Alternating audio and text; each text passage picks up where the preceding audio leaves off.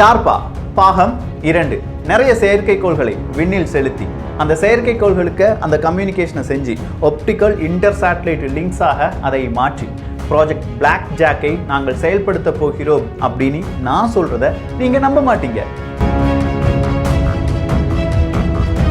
அதுக்கு காரணம் இருக்கு. நான் 2020 சொல்லிட்டு இருக்கேன், இது நடக்க போறது 2025. ஆனா எதிர்காலத்தை பற்றி சொன்னால் தானே நீங்க நம்ப மாட்டீங்க.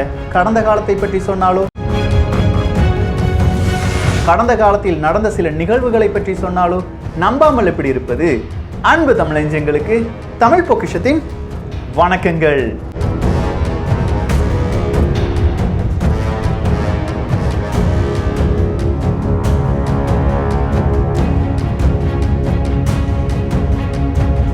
ஸோ DARPA அப்படிங்கிறதுனுடைய பாகம் 2. முதல் பாகத்தில் நிறைய விஷயங்கள் பார்த்தோம். அப்போ உங்களுக்கு ஒரு சின்னதாக ஒரு பொறி தட்டி இருக்கும். என்னடா இதெல்லாம் நடக்குமா, நடக்காதா, இவன் பொய் சொல்கிறானா, உண்மை சொல்கிறானா, இப்படிலாம் வேற மனித குலத்தில் நடக்கிறதா, ஐயோ நான் இப்போயே செத்து போனால் பரவாயில்ல, அடே நீ செத்தாலும் சரி சாகலனாலும் சரி இது எல்லாமே நடந்துட்டு தான் இருக்குது. இன்னைக்கு நேற்று நடைபெறலை, 2020 என்ன நடைபெற வேண்டும் என்று ஒரு 1945 சில நபர்கள் சொல்லியிருக்கிறார்கள்.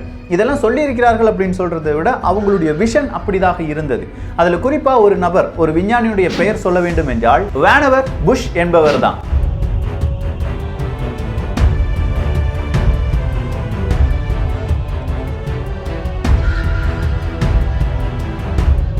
ஆயிரத்தி 1945 வருடம் ஒரு ஐடியாவை சொல்றார். மெமெக்ஸ் அப்படிங்கிறது தான் அந்த ஐடியா.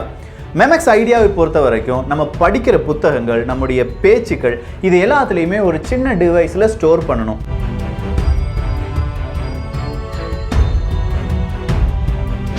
நான் சொல்றது 1945 வருடம்.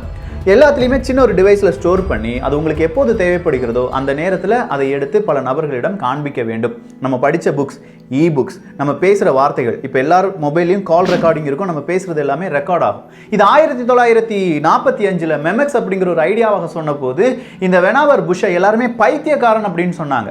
அதே வெனாவர் புஷ்ஷை இப்போது எல்லாருமே நினைவு கூறுகிறார்கள். 1945 நீங்க சொன்னது இப்போ நடந்துருச்சு அப்படின்னு சொல்றாங்க. ஸோ இந்த வெனாவர் புஷ் மட்டும் கிடையாது, இப்படி பல நபர்கள் இருக்கிறார்கள். ஒரு காலகட்டம் இருந்தது, அதாவது 2004. இந்த 2004 என்ன சிறப்பு இருக்கு அப்படின்னு கேட்டீங்கன்னா, அன்னைக்கு தான் நம்முடைய பிரைவேசி அப்படிங்கிறத மொத்தமா தொலைத்த தினம் என்று சொல்லலாம். ஃபேஸ்புக் உருவான தினம். ஃபேஸ்புக் அக்கௌண்ட் இல்லாதவங்க வெகு சிலர் தான். 2004 வருடம் ஃபேஸ்புக் தொடங்கப்பட்டு விட்டது. எப்படி ஃபேஸ்புக் நிறுவனத்துக்கு ஃபண்டு கிடைத்தது? அப்படியே ஃபண்டு கிடைத்திருந்தாலும் ஒரு அரசாங்கம் அதை பல நபர்கள் பலவிதமான கட்டத்தில் ஆள்கிறார்கள். அத்தனை நபர்களுக்கும் சாதகமாக ஃபேஸ்புக் அமைந்து விட்டதா, இல்ல அங்க எந்த ஒரு டேட்டாவும் திருடு போகலையா? பல கேள்விகள் உங்கள் மனதில் இருந்தால் இந்த டார்பாக்கே நீங்க திரும்ப வேண்டும். ஏன்னா 2004 வருடம் தான் டார்பாவினுடைய ஒரு ப்ராஜெக்ட் இழுத்து மூடப்படுகிறது. அன்றைய தினம் தான் ஃபேஸ்புக் உதித்து எழும்பி வருகிறது.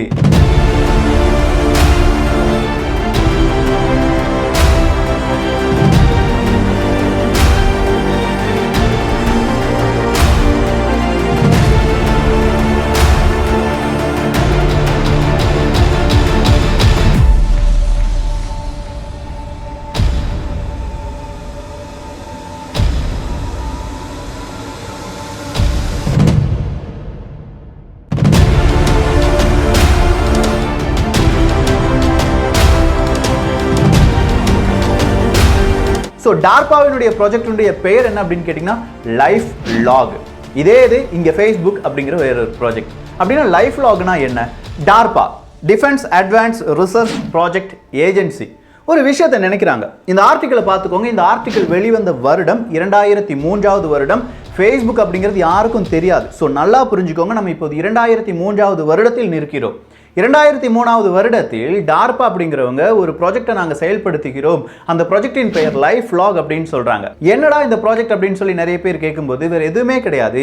நீங்க பேசினாலும், தும்புனாலும், இருமுனாலும், படித்தாலும், மெசேஜ் அனுப்பினாலும், ஃபோன் கால் பண்ணினாலும் எல்லாமே ஒரு இடத்துல ஸ்டோர் ஆகும். உங்களுக்கு எப்போ வேணும்னாலும் அந்த டேட்டா நீங்க பார்க்கலாம். இதனால உங்களுக்கு என்ன லாபம்? இந்த டார்பாக்கு இல்லாட்டி இந்த ரிசர்ச் ஏஜென்சிக்கு இல்ல ஆயுதங்களை உற்பத்தி செய்யும் உங்களுக்கு என்ன லாபம் அப்படின்னு சொல்லி மக்கள் கேட்கிறார்கள். கேட்டாங்க கொஞ்சம் நபர்கள். எங்களுக்கு லாபம் எதுவுமே கிடையாது, மனிதர்களுடைய அந்த மெமரியை நாங்க சேவ் பண்ணிட்டு இருக்கோம். சரி, அட்வான்ஸ் ஏதாவது ஒரு லாபம் இருக்கா அப்படின்னு கேட்டா லாபம் இருக்கு. அடுத்ததான் நீங்க என்ன சிந்திப்பீங்க? இப்படி ஒரு ரோபோட்டை, இயந்திர மனிதர்களை நாங்கள் உருவாக்கினோம் என்றால் அதற்கு இந்த டேட்டா எங்களுக்கு உறுதுணையாக இருக்கும் அப்படின்னு சொல்றாங்க.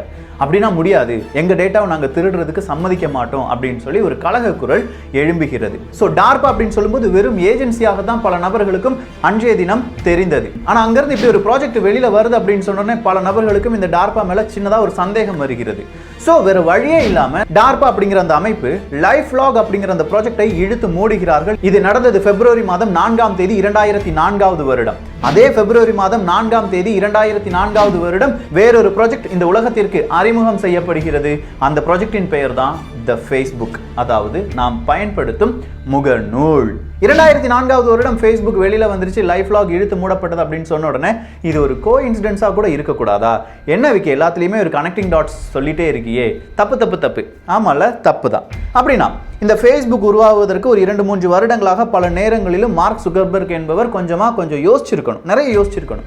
நமக்கு எப்படி ஃபண்ட் ரைஸ் பண்ணுவாங்க, யாரெல்லாம் நமக்கு உதவி பண்ணுவாங்க, இந்த மாதிரி நிறைய திட்டமிடல் என்பது அவர் மனதில் இருந்திருக்க வேண்டும்.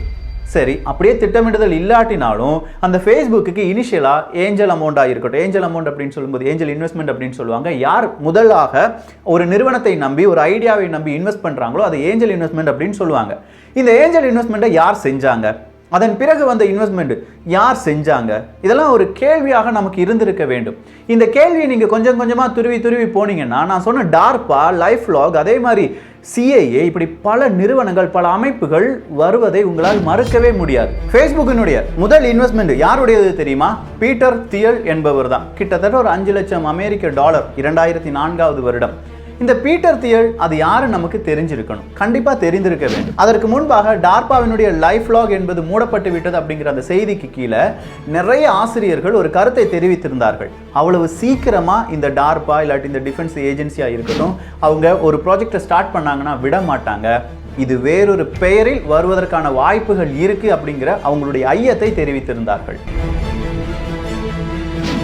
ஸோ இப்போ தான் நம்ம பீட்டர் தியலை பற்றி தேடி வரப்போகிறோம். இந்த பீட்டர் தியல் யார் அப்படின்னு கேட்டிங்கன்னா அவர் தான் ஒரு நிறுவனத்தினுடைய கோ ஃபவுண்டர். அந்த நிறுவனத்தின் பெயர் என்ன அப்படின்னு கேட்டிங்கன்னா பாலன்டியர் அப்படிங்கிற ஒரு நிறுவனம் தான். பாலன்டியர் அப்படின்னு சொல்லும்போது அது ஒரு டேட்டா மைனிங் நிறுவனம். டேட்டா மைனிங், இந்த இடத்துல தான் டேட்டா மைனிங் அப்படிங்கிறது விளையாடுது. ஸோ டேட்டா மைனிங், அதிலே உங்களுக்கு ஒரு பெயர், ஒரு டேட்டா அப்படிங்கிற ஒரு பெயர் சொல் கேட்கும் போதே நிறைய பேருடைய இன்ஃபர்மேஷன் தேவைப்படுகிறது என்பது தான். ஜேபி மார்கன் அவர்களுடைய மிக முக்கியமான நிறைய வங்கிகள் இருக்கு. வங்கிகள் அப்படின்னு சொல்லும்போதே ஜேபி மார்கனை பத்தி பேசாம இருக்கவே முடியாது. ஸோ இந்த வங்கிகளில் இருக்கிற ஊழியர்கள் ஜேபி மார்கனுக்கு எதிராகவும் இல்லாட்டி இந்த ஜேபி மார்கன் அந்த வங்கிகளுக்கு எதிராக செயல்படுகிறார்கள் என்பது ஜேபி மார்கன் வங்கியை நடத்தி வந்தவர்களுடைய பல நாள் சந்தேகமாக இருந்தது. இதற்காக ஒரு நபரிடம் ஒரு உதவி கேட்கிறார்கள். அந்த நபர் யார் அப்படின்னு கேட்டீங்கன்னா சிஏவினுடைய ரகசிய ஏஜெண்டாக இருந்து மறுபடியும் அந்த வேலையிலிருந்து விடுபட்டு வந்தவர். அந்த நபருடைய பெயர் பீட்டர் கேவிக்கியா 3 என்பதுதான். சோ இந்த பீட்டர் கேவிக்கியா என்பவர் பாலன்டிஸ் டெக்னாலஜிஸ் அப்படிங்கிற அந்த நிறுவனத்துடன் சேர்ந்து கிட்டத்தட்ட 120 என்ஜினியர்ஸ், டேட்டா மைனிங் என்ஜினியர்ஸை கடன் வாங்குகிறார். கடன் வாங்கி ஜேபி மார்கன் சேசஸ் அண்ட் கோல ஒரு அல்கோரிதத்தை ரன் செய்கிறார். அந்த அல்கோரிதத்துக்கு பிறகு அங்க வேலை செய்யும் எல்லா நபர்களுக்கும் ஒரு செல்போன் என்பது கொடுக்கப்படுகிறது. இது எல்லாம் நடந்தது 2008, 2009. ஆனால் இதனுடைய கணக்குகள் போடப்பட்டது எல்லாமே 2002, 2004. ஸோ இப்படி செல்ஃபோன் எல்லாமே கொடுக்கப்படுறாங்க, நிறைய மெயில்ஸ் இருக்கு. இந்த மெயில் எல்லாமே ஒரு அல்கோரிதத்தை தாண்டி தான் வரணும். அந்த அல்கோரிதம் என்ன செய்யும்னா, நீ என்ன பேசுற, என்ன நடக்கிற, உன்னுடைய லவ்வர் யார், உன்னுடைய அம்மா யார், உன்னுடைய அடுத்த கட்ட நடவடிக்கைகள் என்ன, இது எல்லாமே கண்காணிக்கக்கூடிய ஒரு டேட்டா மைனிங் சாஃப்ட்வேர் தான் இந்த பாலன்டியர் அப்படிங்கிற அந்த அல்கோரிதம். அந்த அல்கோரிதத்தை உருவாக்கக்கூடிய அந்த நிறுவனத்தின் மிக முக்கியமான தலைவராக இருந்தவர் தான் பீட்டர் தியல் என்பவர். அந்த பீட்டர் தியல் தான் ஃபேஸ்புக்கு முதல் ஆளாக என்னுடைய பணத்தை நான் தருகிறேன் அப்படின்னு சொல்லி ஒரு $5 லட்சம் அமெரிக்க டாலரை கொண்டு கொடுக்கிறார். உங்களுக்கு இப்ப டேட்டா மைனிங் அப்படிங்கிறதுக்கு உண்மைத்தன்மை என்ன அப்படிங்கிறது புரிஞ்சிருக்கும். CIA, DARPA போன்ற மிகப்பெரிய அரசு அதிகாரிகளுக்கும் அரசு நிறுவனங்களுக்கும் ஏஜென்சிக்கும் டேட்டா என்பது தேவைப்படுகிறது. மக்கள் அதற்கு எதிராக குரல் கொடுக்கிறார்கள் அப்படின்னு சொன்ன உடனே அதை வேற பெயர்ல மாற்றி விடுகிறார்கள், அவ்வளவுதான். இப்போ ஃபேஸ்புக்ல இவங்களுடைய இன்வெஸ்ட்மெண்ட் கிட்டத்தட்ட 10.5% ஷேர் இந்த பீட்டர் தியல் அவர்கள் வாங்கினார்கள் என்பது 2004ஆம் ஆண்டு வெளிவந்த மிக முக்கியமான உண்மை. அடுத்ததாக இவங்களுக்கு நிறைய இன்வெஸ்ட்மெண்ட் எங்க இருந்து கிடைக்குது அப்படின்னு கேட்டீங்கன்னா எக்ஸல் பார்ட்னர்ஸ் அப்படின்னு சொல்லுவாங்க. இந்த எக்ஸல் பார்ட்னர்ஸ்னு சொன்னாலும் தெரியாது, ஒரு நபருடைய பெயரை சொன்னால் தெரியும். அவருடைய பெயர் தான் ஜிம் பிரேயர் என்பவர். இந்த ஜிம் பிரேயர் அவருடைய நண்பர்கள் யார் அப்படின்னு தெரியுமா? இன்க்யூடெல் என்கிற ஒரு நிறுவனத்தினுடைய மிக முக்கியமான நபர் தான் இந்த ஜிம் பிரேயராக இருக்கட்டும், இல்லாட்டி இந்த எக்ஸல் குரூப்பாக இருக்கட்டும், எல்லாருமே. இன்க்யூடெல் இந்த நிறுவனம் எது தெரியுமா? CIA-வால் 1999 வருடம் உருவாக்கப்பட்ட ஒரு நிறுவனம். எதற்காக உருவாக்கப்பட்டது தெரியுமா? அமெரிக்காவினுடைய மக்கள் மனநிலைமை எப்படி இருக்கிறது, அமெரிக்காவுக்கு எதிராக போராடுவார்களா இல்லையா, அவங்க என்னென்ன விஷயங்கள் செஞ்சிட்டு இருக்காங்க, அவங்களுடைய மனநிலைமையை எப்படி மாற்றி அமைக்க வேண்டும் இப்படிங்கிறத ஆராய்ச்சி செய்யக்கூடிய ஒரு நிறுவனம் தான் இன்க்யூடெல்.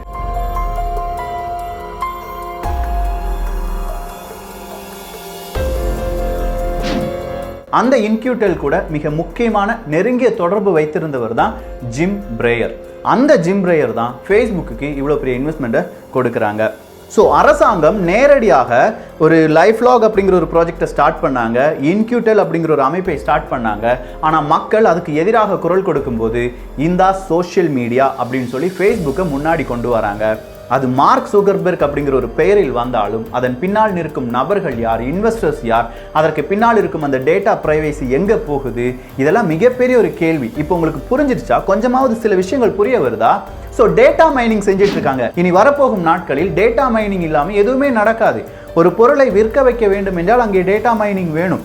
உங்களுடைய முடிவு, உங்களுடைய யோசனை எப்படி இருக்கிறது அப்படின்னு தெரிந்து கொள்ள வேண்டும் என்றால் உங்களை பற்றிய டேட்டா எல்லாருக்குமே தேவைப்படுகிறது. அரசாங்கத்துக்கு தேவைப்படுகிறது, தனியார் நிறுவனத்துக்கு தேவைப்படுகிறது, நிதி நிறுவனங்களுக்கு தேவைப்படுகிறது.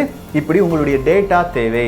ஸோ இந்த டேட்டா தான் இப்போ ஃபேஸ்புக் கையில் போயிடுச்சுல. ஃபேஸ்புக் மட்டும் கிடையாதுங்க, இதுக்கு பிரிசம் அப்படிங்கிற வேறொரு ப்ராஜெக்டை பற்றி தெரிந்து கொள்ள வேண்டும். நீங்கள் யூஸ் பண்ணுற ஃபேஸ்புக், மைக்ரோசாஃப்ட், கூகுள் இது எல்லாமே ஒரு கட்டத்தில் பிரிசம் அப்படிங்கிற ப்ராஜெக்ட்டுக்கு கீழே தான் வந்துட்டு இருக்கு.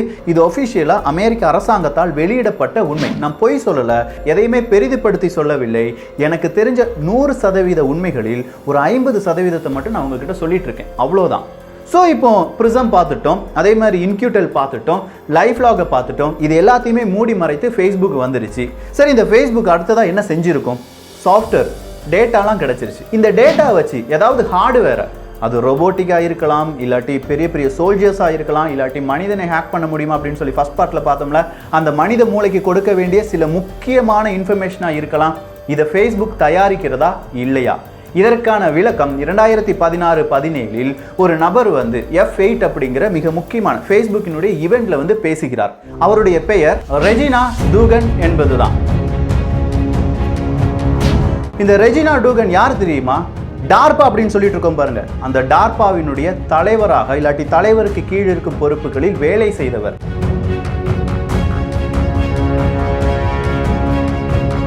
அந்த ரெஜினா டூகன் தான் ஃபேஸ்புக்குக்காக வேலை செய்ய வருகிறார். இவர்களுக்காக ஒதுக்கப்பட்ட ப்ராஜெக்டினுடைய பெயர் தான் பில்டிங் 8 அப்படிங்கிறது. ஒரு பில்டிங் 8 ப்ராஜெக்ட்ல ரெஜினா டூகன் வராங்க, F8 டெவலப்பர் கான்ஃபரன்ஸ்ல வந்து பேசுறாங்க.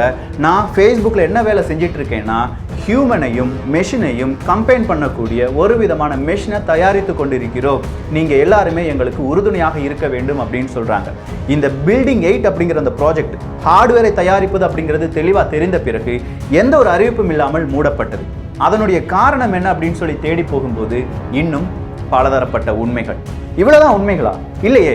மார்க் ஜுக்கர்பெர்க், லேடி ககா, அதே மாதிரி இன்னும் இந்த கூகுளை கண்டுபிடிச்சதனுடைய கோஃபவுண்டர், இவங்கெல்லாம் ஏதாவது விதத்தில் எங்கேயாவது சந்தித்து கொண்டார்களா? எப்பவாவது? யாருக்காவது அதை பற்றி தெரியுமா?